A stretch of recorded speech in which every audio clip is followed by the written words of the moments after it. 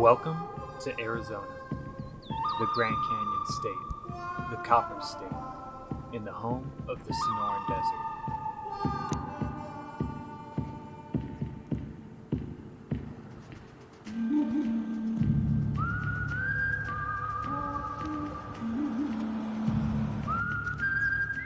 The flora and fauna of this state are unlike anything else.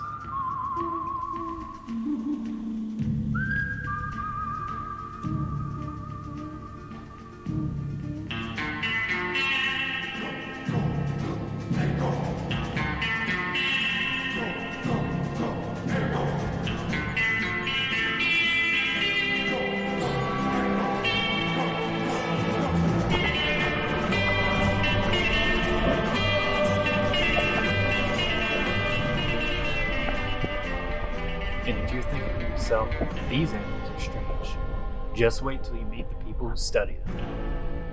How you feeling? I like fish.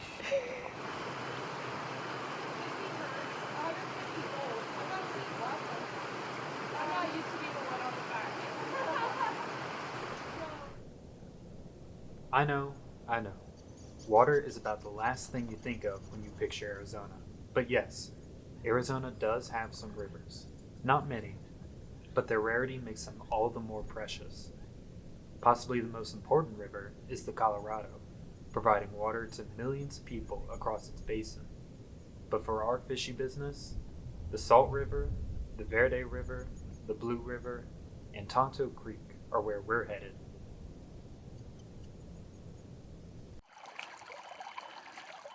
I'm a professional reporter.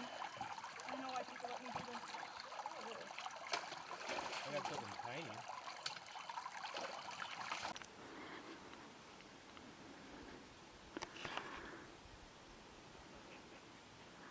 A squadron of javelinas, also known as the collared peccary, come to quench their thirst at what remains of the Sabino Lake. Water has never been easy to come by in the desert, but decades of extreme drought and a changing climate have all but dried up these minor streams and lake beds.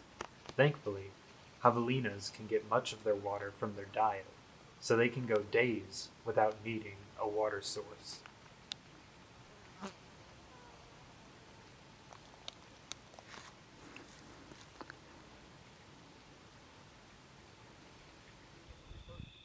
Unfortunately, not all of Arizona's species boast the same lack of dependence on water. I don't see any pads, but I'm not completely positive how to sex them. But I think this is just too young to sex. Mm-hmm. Yeah. Makes sense. The lowland leopard frog, for one, understands the benefits of staying moisturized.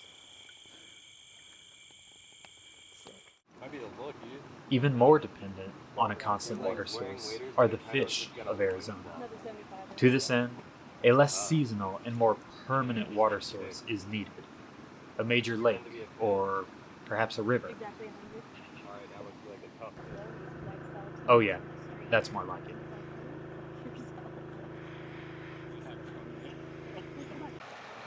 These rivers are vital to hundreds of species that call Arizona home, both above and below the surface. Freshwater anglers will be familiar with the varieties of trout, pike, bass, bluegill, and catfish. But upon a closer look, you'll find some truly incredible fish found nowhere else outside of this region. The Gila trout, spikebass, the yaqui catfish, the round-tailed chub, Zuni bluehead suckers, and the Gila topknot.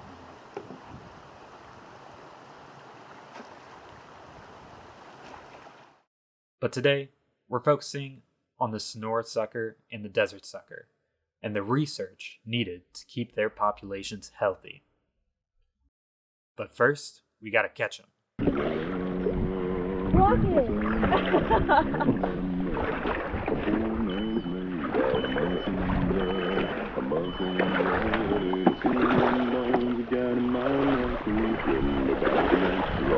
The 16 tons, and what do you get? Another day older and a deeper in that saying, Peter, don't you call me, cause I can't go. I owe my soul to the company store. Cause I can't go to the company store. Don't you call me, cause I can't go. I owe my soul. In order to understand the stock, we need to capture wild fish, and this is where our fieldwork comes in.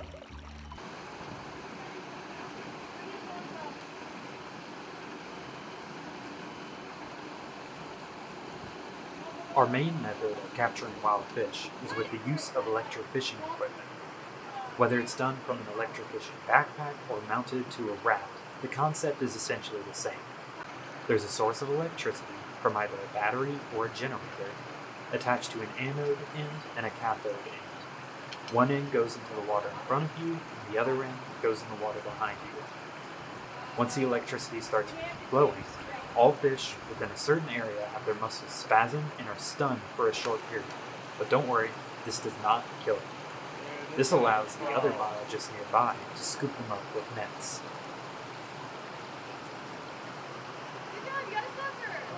Oh, And this is why it's important for the biologists in the water to be wearing waders, which protect from the electrified water. Maybe it was the 70s where they have like a little giant bigger. lure attached to the bed of a truck on a rope. If we're able, we safely take our measurements and samples before releasing the fish back into the wild. Otherwise, we ethically euthanize the fish and take them to our lab for dissection. Well, I was born on a morning when the sun didn't shine. I picked up my shovel and I walked to the mine. I loaded 16 tons of number 9 coal, and the strong boss said, well, bless my soul. You load 16 tons, and what do you get? Another day older and deeper in that saying, Peter, don't you call me, cause I can't go. I owe my soul to the company store. I was born one morning in the drizzling rain. Fighting in trouble have been my middle name. I was raised in the cane. Here at the University of Arizona, there's exciting research being done on the desert and Sonora suckers. What exactly makes these fish so special? Well, suckers are just, they fill a niche with, a variety of other species that fill niches too. Go for invertebrates that might be around there, and just like their name says, suckers, that's what they do. They have their lifestyles where they're down at the bottom.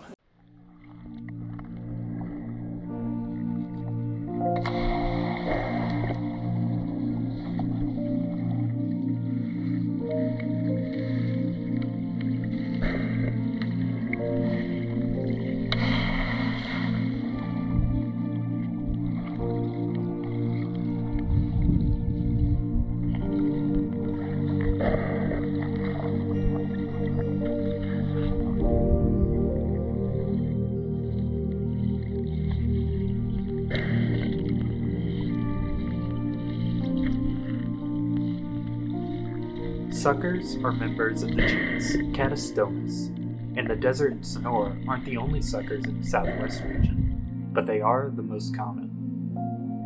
The best way to tell them apart is to check their lips. The Sonora has fatter and fleshier lips, while the desert has thinner lips that look like a D for desert.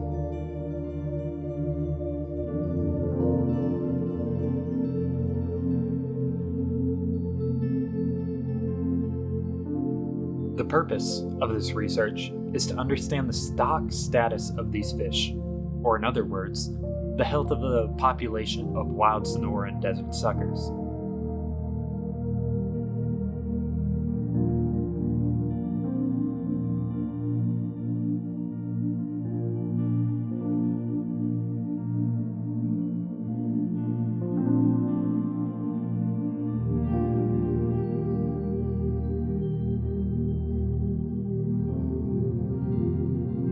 This has become necessary as more and more anglers are looking for these fish.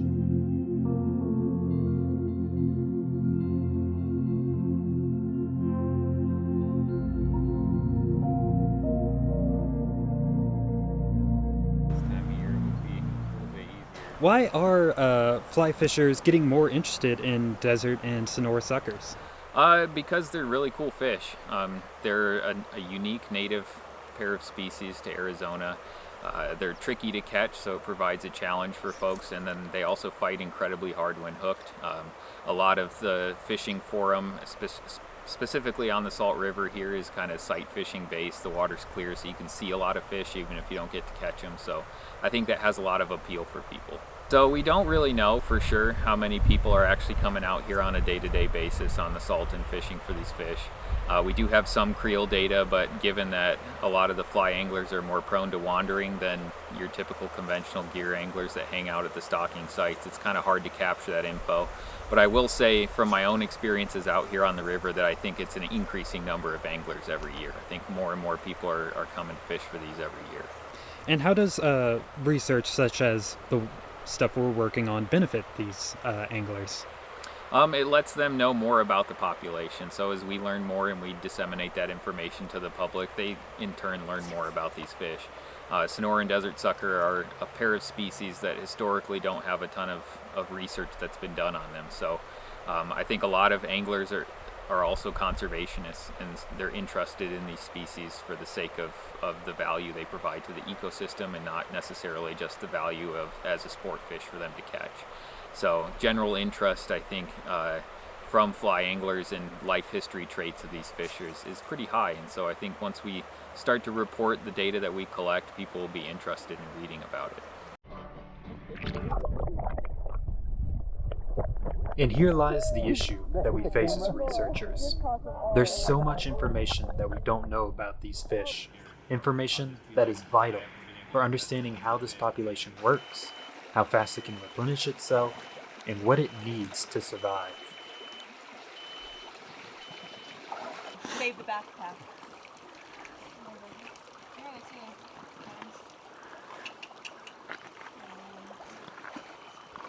Wait, hold on. You guys can't go that fast. There's some of them right here.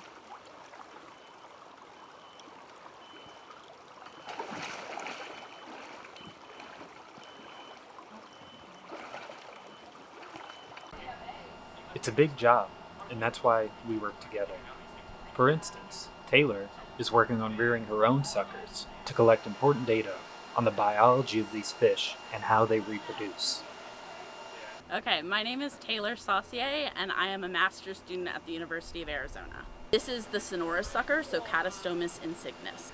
That they're a very understudied species, and so that gap in knowledge really drew me to them and wanting to learn more about what we don't know. They're considered a rough fish, which means that they are a fish that anglers can get, but don't necessarily want to catch. And because a lot of sucker species aren't listed as endangered, and they're a rough fish, that means that there's not a lot of research on them. What are we going to be working on today? So today we are going to do ultrasounds on fish. We're ultrasounding these fish to try to determine what sex, or no, we already determined their sex. We're trying to ultrasound them to assess their maturity and compare it to the last time we did ultrasounds. So this ultrasound works just like human medicine ultrasounds work. It uses high frequency sound waves, and it basically projects those waves into the fish, and it reflects off of the various organs inside the fish to create an image. It is a really cool, just smaller, portable version of the kind of ultrasound you go see a doctor for that works with your phone. So it's really nice to have this non-invasive technique. We are looking for eggs, which on the ultrasound image will look like a bunch of speckled little dots in the area where their gonads are. I'm hoping to see more females with eggs than last time and more eggs in the females that had eggs last time. I hope to be able to know that my temperature manipulation experiment had an effect on the sexual maturity of my fish. Age at maturity and general sex ratios of a population are metrics that are important to know in wild populations, and I am basically using this as a way to investigate whether this technique could be useful for that kind of application. So by doing it in captivity, we have a more controlled environment where we can reduce stress on the fish and make sure that we can actually get the images we need out of it. That way other researchers can then take these techniques and apply it out to wild populations. Because we are trying to spawn these fish, we are hoping that they will release the eggs, but we have done the temperature manipulation and given them 2 weeks after that time to release the eggs. So this ultrasound is kind of to assess the egg development. And if we have females with eggs, then tomorrow we will be injecting them with a ovulating and spermiating hormone called Ovaprim. And then the next day, 24 hours later, we will be manually expressing the fish, which is where you squeeze them from the pectoral fin all the way down to try to get eggs or milt, which is fish sperm, out of the fish. Take them out now. Well, I don't know. About how long does the species typically live, either in captivity or in the wild? So, like I said, there is very little research on this species, and lifespan is one of the things not known for this species. But the desert sucker, which is closely related, is known to live about 8 to 10 years. I think in the wild is where that number came from. So Okay. I would assume similar to that species. There have been so many challenges, likely mostly due to the fact that there is so little research on this species, and so we've had to play things by trial and error. And so one of the main challenges we encountered was our original plan was to hold the fish in these circular round tanks and then move them into the experimental tanks when we were conducting our experiments. However, the round tanks are unsealed fiberglass. And this species, normally that's not an issue because the fish swim in the water. But this species likes to hang out at the bottom, meaning they're demersal, and that meant that they got a lot of micro abrasions on their bottom side of the fish, and that caused them to get a bacterial infection, which then we had to administer antibiotics to the fish, but still lost majority of the fish due to that bacterial infection. So we now know sealed fiberglass is a necessity for this species, just because they swim on the bottom. I really need another, yeah. Don't let it touch the bottom. Okay. Stabilize.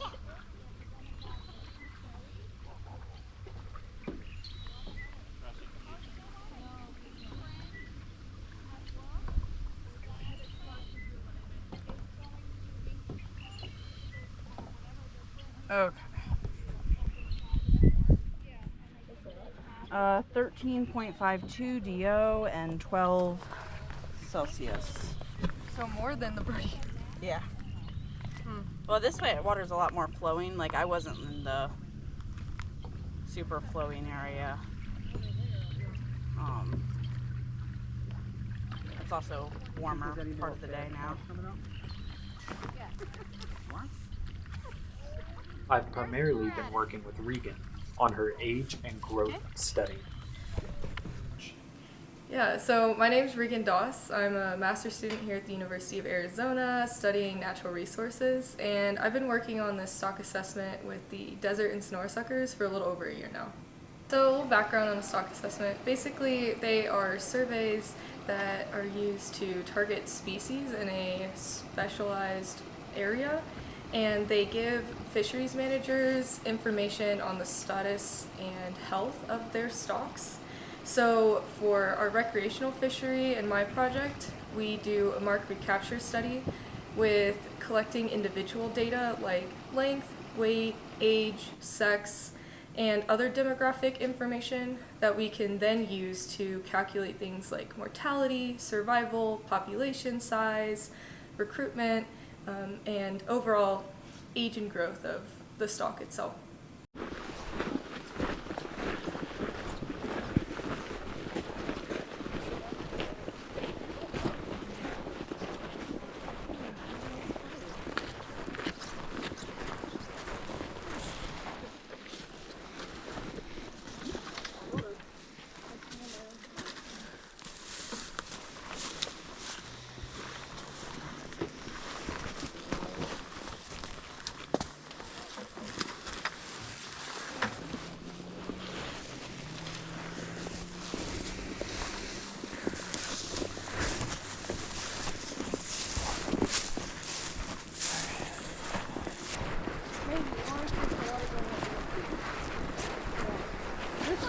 Perfect. All right, all right. Okay. Perfect. Let me mark this spot.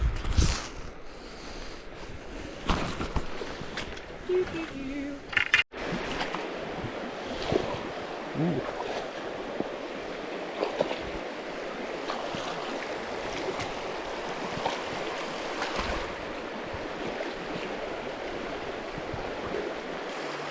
So you're gonna want it at an angle, like 25 degrees. Yeah, okay. But let me back up.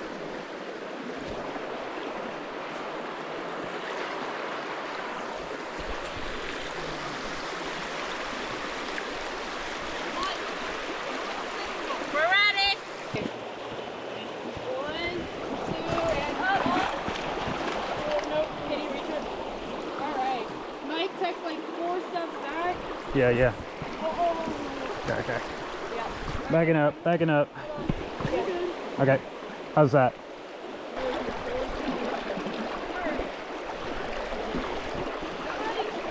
Ready.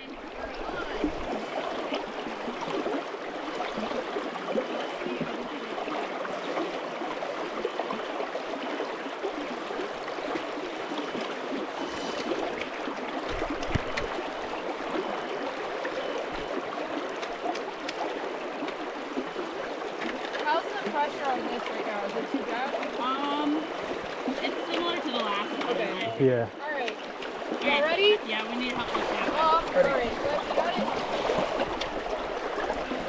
Alright, hand step back this time. Alright, we got this. Fish in. Right here, Mike. I didn't see See it. it right here, right at my anno. Right down there. See it? Yep, There you yep. go. Perfect. I'm off. You can look at it. See if it's big enough. Got it.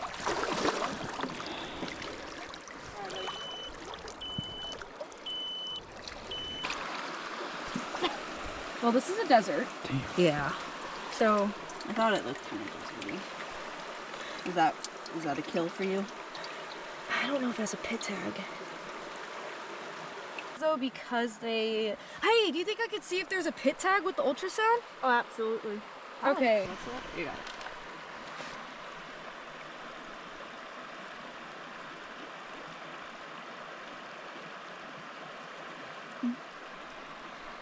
Whoa. That's freaky looking. Are those eggs?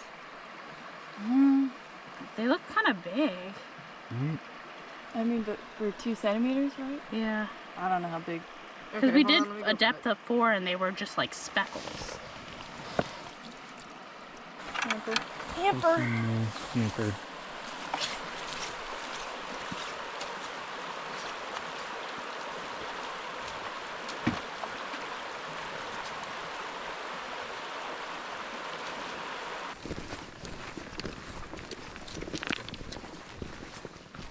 But how do you determine the age of a wild fish? Turns out, the answer is written in these little bones. Otoliths or ear stones are basically structures that are mostly made of calcium carbonate and are found in the inner ears of fish, and they're used for balance and hearing. Otoliths and fin rays, so pectoral fin rays in my study, basically give us the age of these fish. What is a fin ray? A fin ray is a bone found in the fin of a fish, and we can take that and, similar to an otolith, we can process it and section it in a way where it shows annuli, which are growth rings, similar to what you would find in a tree core or a tree stump. So whenever we cut into these otoliths and fin rays, it gives us these nice crisp growth stunts, which translate into annuli, or those growth rings, and we can look into validating growth and patterns while looking at annuli production on these structures. God, it's so small I can barely even focus on it. Oh my god. But it's there. That's it. Also, pro tip, I was probably don't drop searching them. for that for hours, and my friend was like, dude, that's a speck of dust. I was like, I swear to God, it's an otolith. I swear. No, I didn't. Because I mean, like, what for? Like, I don't know which individual it goes to.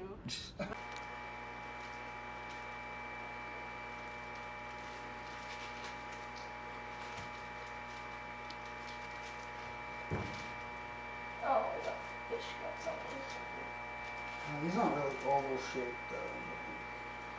So we have these markings on the otolith and fin rays. How do we translate these into like a unit of time? Is like each ring a year, or what exactly? Yeah, so theoretically, annuli are units of time about a year or so. Some fish produce double annuli when they have multiple seasons of stress. Either looking at these opaque zones, which for these would be like the rapid growth zones, or the dark rings would be the stunted growth that you'd see kind of in the wintertime. So yeah. They never look like this. You get one, and then the rest of them look like this. Which still isn't horrible, but...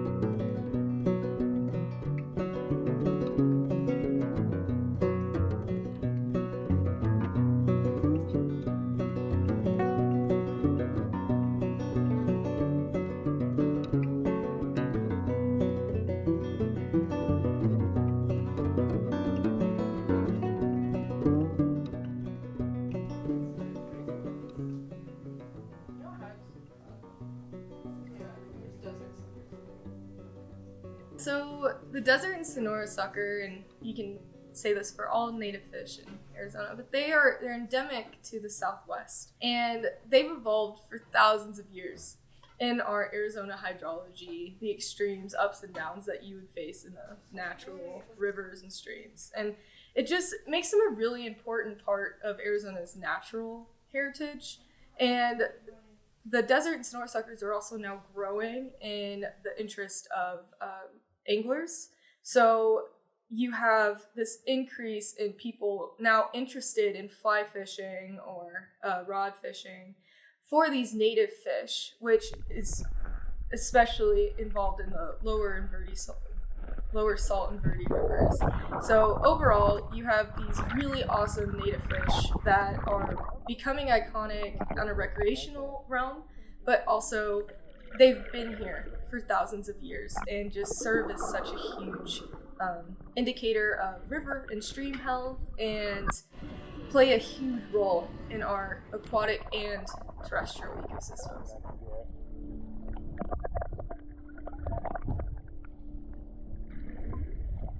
Once the stock assessment is completed, we will have a much better understanding of the dynamics of the desert and Sonora sucker populations. This information is then used by people like Zach Beard for the next steps in planning out and implementing conservation efforts. Conducting a stock assessment is extremely important for understanding their population dynamics. So if we don't understand what recruitment looks like, what growth rates look like in the population, how natural reproduction is going here in the system, it's really hard for us as managers to make sound decisions on what regulations are going to help the population, how those are going to affect it. And so we go out and do these stock assessments to understand growth and recruitment rates in the population, look at mortality rates in the population, and with that information it allows us to make well-informed management decisions. And once we have a better picture of what's going on, we understand what's going on with the populations, we can then take that information and make management recommendations and use that to inform policy or regulations. Specifically for sportfish, we have a Commission Order 40 process where department staff will use the best available science to put forward recommendations for changes, and then that'll go to our commission. It also goes out for public comment, and that cycles every 2 years. We have a really great conservation success story here in Arizona. So Apache trout were recently delisted from the Endangered Species Act.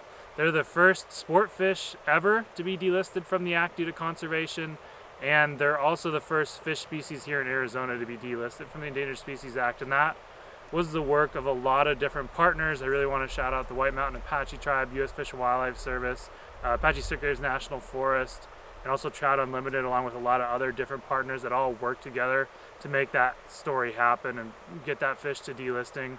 The work's not done with that species, even though they're delisted. there's still plenty of work to do to make sure they stay delisted and stay common. Keeping common species common is a thing we've said in the past, and it's really kind of entails the work we do. So, there you have it. You've met just a handful of the hundreds of dedicated people who work to keep Arizona's wildlife populations healthy. But why? Why is this so important to them?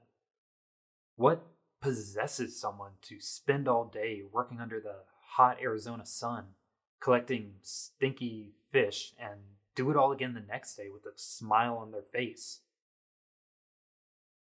Arizona's kind of put itself as a shining example to the country, really, and those who work with listed species, that it is worth the effort and it can be done.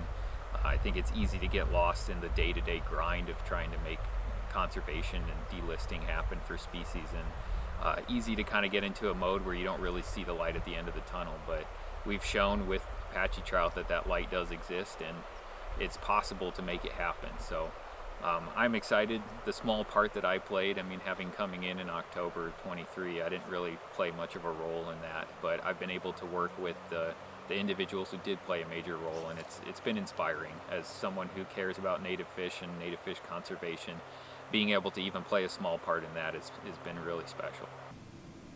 Next question is, do you love fish? I probably know the answer to that, but if so, what about these fish makes them so special to you? Yeah, I mean, obviously, I love fish. Yeah, what's not to love? You know, I grew up around in near bodies of water my whole life, and when I finally got the chance to learn about the biology and the evolutionary factor of fish, it really drew me into the field of both conservation and research. So they're so uniquely evolved and well suited for their specific environment and like climatic conditions, and I just think that's so interesting. Fish, they connect people to the outdoors, which is amazing, and they're such an important ecological role, like I had mentioned earlier, in aquatic and terrestrial ecosystems. So there's so much to love, and they're, you know, native, of course, which makes them even cooler. Again, I'm talking about community and the natural world, being in a field where a lot of your research is funded by recreation, and a lot of your conservation also goes towards recreation at the same time is really awesome to me, and I am really excited to be able to work with the species that has that connection to anglers while you also get to promote native fish. So yeah, I think that's kind of my motivation, is being able to see the work and do the work and know what it's going to do and who it'll affect, and, you know, the good that will come out from it. Well, Arizona's heritage to me means a lot of things. It means the history. It means how people have interacted over time, from the Native Americans through the Anglo settlers to modern day, how all those interactions went. Our heritage also means our terrestrial fish and wildlife populations. It means our geology. It means all the things that come together to make Arizona such a special place. And so how fish relate in that heritage, I think our native species are very special. They're found nowhere else in the world, many of the species we have here. And they were the ones that some of the original Native Americans came and they found these species out here, and then some of them used them for food, others in various ceremonies. When the Anglos came here, they surveyed some of these populations, and again, they were used for food or various sorts of things. And really, we don't have to use them for food or have any human use for them. They serve components in an ecosystem. So, for instance, if you have an airplane and it has rivets holding it together, and let's just say you wanted to remove the native fish, that would be like taking a rivet out of an airplane.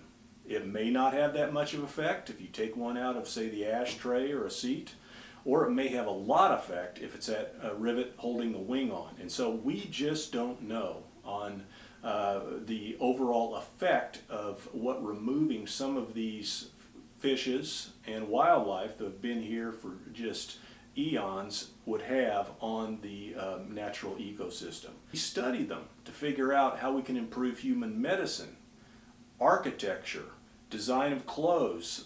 For instance, there is a fish that's out in the deserts in Southern California that's been studied to understand human kidney functions. And they use these plants to design clothing, to design buildings, because these plants leave structure.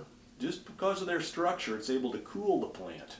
And so can't we use that structure to help design clothes, help design buildings that are a little bit cooler? And finally, these animals are genetic masterpieces. What that means is if you stretched out their genetic code, it would go from coast to coast if it was printed in regular letters. And so these things are unique.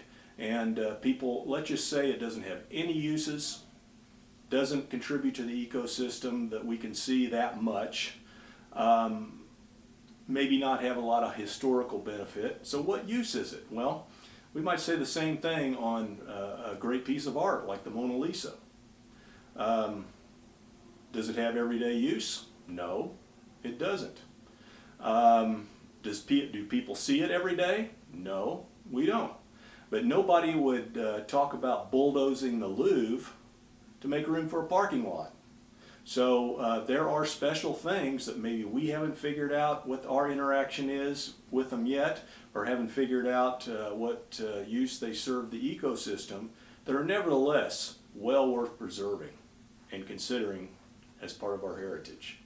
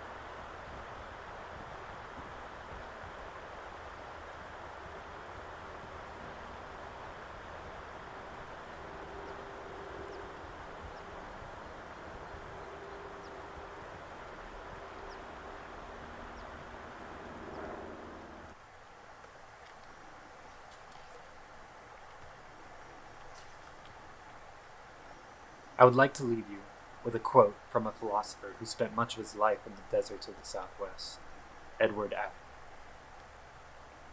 Do not burn yourselves out. Be as I am, a reluctant enthusiast, a part-time crusader, a half-hearted fanatic.